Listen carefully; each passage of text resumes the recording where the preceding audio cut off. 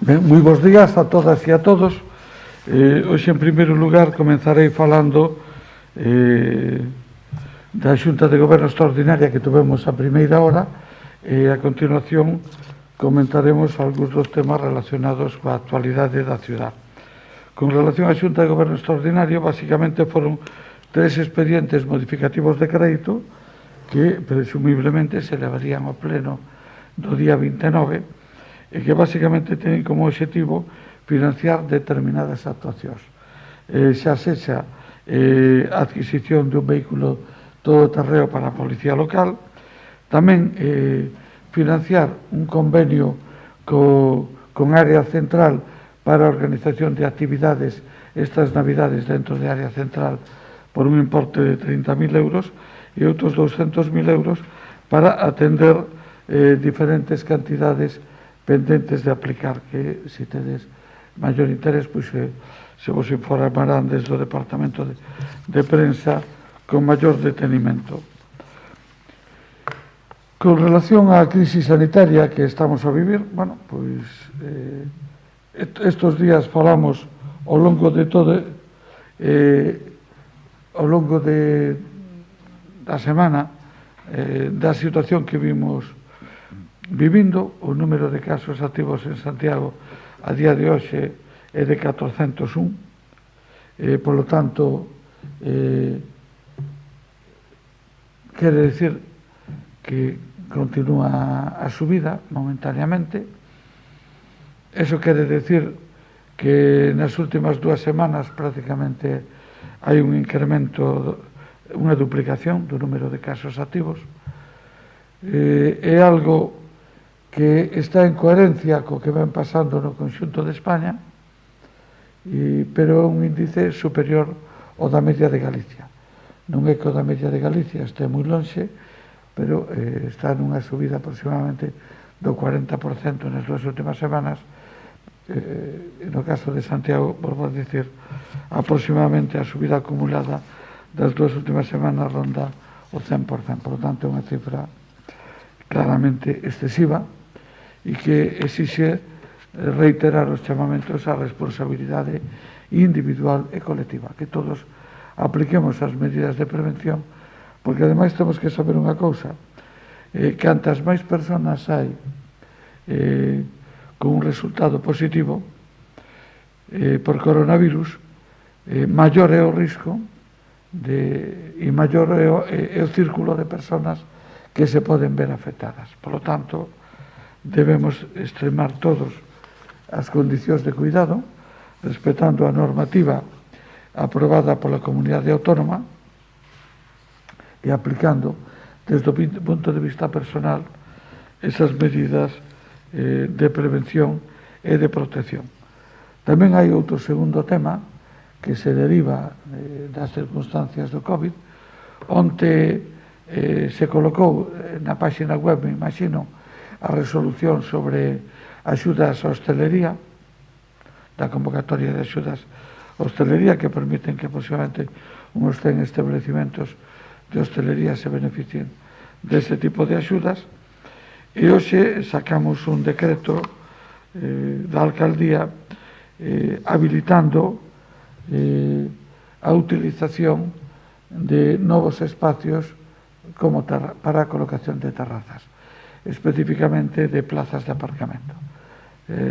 Lóxicamente non pode ser un tema generalizado, sino que se estudiará individualmente cada caso, se fixan as condicións nas que isto pode ser posible, pero a nosa intención é a intención coa que se fai este decreto e co obxectivo de posibilitar que aqueles establecimentos que exista unha posibilidade real de ter terraza poidan acceder a ela durante un plazo que en principio rematará o domingo 4 de abril. Por lo tanto, se concedían as autorizacións a partir de ahora que tenían un carácter provisional e temporal, e a previsión que manexamos é que sea hasta o domingo 4 de abril. Non sei se hai algunha pregunta máis sobre calquera destas cuestións. Bueno, alguna pregunta? Sí, sobre esas medidas restrictivas que dependían do Concello, se peche de parques infantis e pistas deportivas, se xa está decidido se vai facer ou non. Tomaremos a decisión hoxe a 1:30 en unha reunión que temos do Goberno Municipal. En principio temos moitas dúbidas co tema dos parques infantiles, porque efectivamente na orden referida a Santiago non se incluye ninguna nova condición sobre as xa preexistentes, por lo tanto, en principio é probable que os parques infantiles se deixen seguir abertos nas mesmas condicións que están ata agora, é dicir, de aforo limitado, e coas pistas polideportivas estamos pensando a ver que é o que se pode facer. Hai algunha que está nesa, algún parque infantil, e que o mellor se pode deixar non como pista polideportiva, sino para uso dos usuarios do propio parque infantil como zona de extensión. Outras presumiblemente as pecharemos porque vemos prácticamente inviable o cumplimento da normativa da Xunta, que volvo a repetir, fala de que non debe haber deportes de contacto e que os usuarios teñen que constituir unha unidade de convivencia, o cal é imposible porque os deportes mayoritarios son o fútbol e o baloncesto, que son de contacto, e casi ninguén monta un equipo coa súa familia, casi todos os equipos son de amigos e amiguetes. Unha outra medida que este sobre a mesa para esa reunión da 1:30? No, ahora mismo imos a revisar todos os servicios. Se lle pideu a todos os concelleiros que estudien a afectación en cada un dos seus ámbitos, en turismo, en deportes, etc. E se houbera algunha medida máis, o obxectivo sería leválas ao Xunta de Goberno do vindeiro luns ás 10 da mañán e tomar o acordo ali. Onde coñecemos unha nota de prensa do Comité de Empresa do Urbaser, que se queixaba de que non se estaban levando a cabo as obras de prevención. De que non? Que non se estaban levando a cabo, bueno, pues as medidas de prevención que se estaban levando durante o confinamento, que se deixaron de facer, e que queixándose tamén de que a concelleira non os recibía e convocando para o día 29 para unha roda de prensa. Vamos a ver, o Comité do Urbaser, lógicamente, lle agradecemos todos os consellos e informacións que nos faciliten, pero non debemos confundirnos. Cada un está o que está. E a preocupación do Comité de Empresa do Urbaser fundamentalmente non é eso, sino a preservación do que les consideran os seus dereitos laborales en un escenario de unha nova licitación. E, polo tanto, lle agradecemos todos os consellos que nos traslada e todas as informacións que nos traslada, pero os pregos de condicións lógicamente respetarán os dereitos laborales que lles correspondan, pero non son obxecto de negociación coa representación sindical, como tampouco son obxecto nin poden ser obxecto de negociación coas propias empresas, sino que ten que ser un concurso aberto e o que hai que cumplir é a normativa vixente e as empresas deberán competir en libertad e en igualdad. Por tanto, pregos de condicións non son obxecto de negociación nin coa parte sindical nin coa parte empresarial. Pregunta de proceso de terrazas e aparcamento. Cantas plazas estiman que poden quedar deshabilitadas? Valórase compensar a falta de aparcamento cunha disminución do pago da hora? O que se vai a producir probablemente unha disminución de ingresos da empresa xestora da hora, que algunhas das plazas hoxe se están utilizando para a hora e, polo tanto, o deixar de utilizarse para a hora se producirá unha minoración de ingresos. E, lógicamente, a única parte que teria que ser compensada económicamente é a empresa que a xestiona, que perderá ingresos, pero, bueno, como é unha empresa 100% de capital municipal, entendemos que esa minoración de ingresos se unirá a todas as pérdidas acumuladas por esa empresa ao longo deste ano 2020 con motivo xustamente do COVID-19, que vai dar lugar a que por primeira vez desde a súa creación vai a ter un déficit importante. Pregunta, Terá que asumir o Concello, claro. Pregunta se algún local solicitou esta petición de ampliación de terrazas na zona de aparcadoiro, onde podería darse, e tamén saber como foi o primeiro día de novas restriccións cando a denuncias, avisos e cumprimento por parte da cidadanía e negocios. Vamos a ver, non hai ninguna denuncia de ningún negocio, hai diferentes inspeccións que foron realizadas, algunhas delas a petición de veciños, e en todos os casos se comprobou un correcto funcionamento da normativa.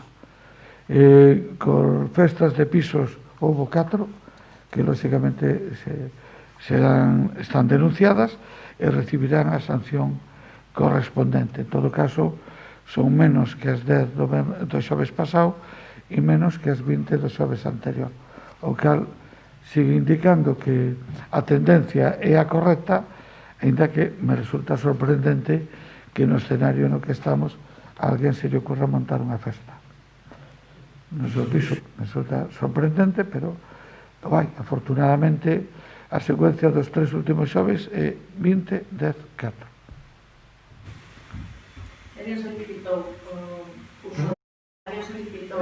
Temos algunhas solicitudes que xa estaban feitas con anterioridade, que en principio estaban denegadas e que ahora imos a revisar para ver se se pode cambiar esa resolución.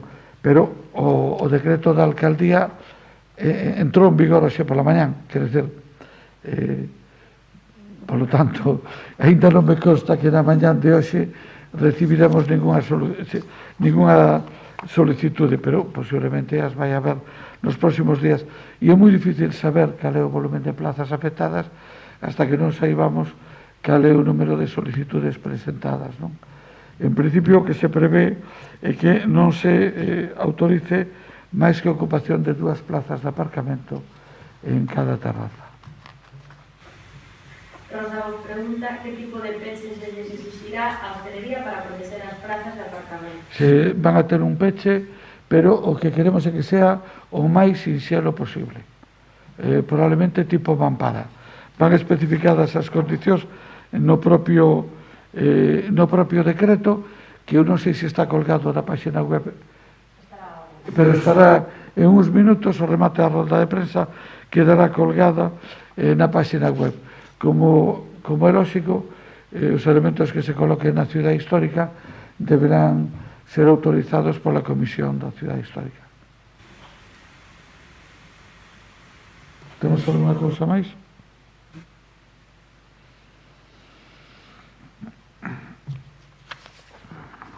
Non hai ninguna pregunta máis?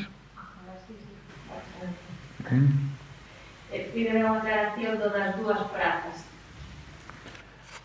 Pois, carai, non sei cal é a dúbida. Non entendeu o que dixo das 2 prazas. Dixen que hai un tope de 2 plazas que podían ser ocupadas como máximo por cada terraza.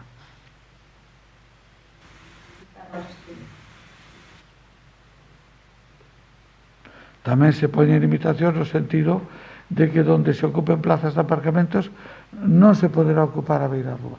Que a beirarrúa debe quedar expedita para os peóns. Pregunta Rosa, dada a situación do sector, os que opten por ter terrazas en plazas de aparcamento, canto terían que agardar por a licenza unha vez solicitada? Eu creo que eso vai a ser moi rápido todo isto. Eu espero que en cuestións de días se poida resolver esa cuestión.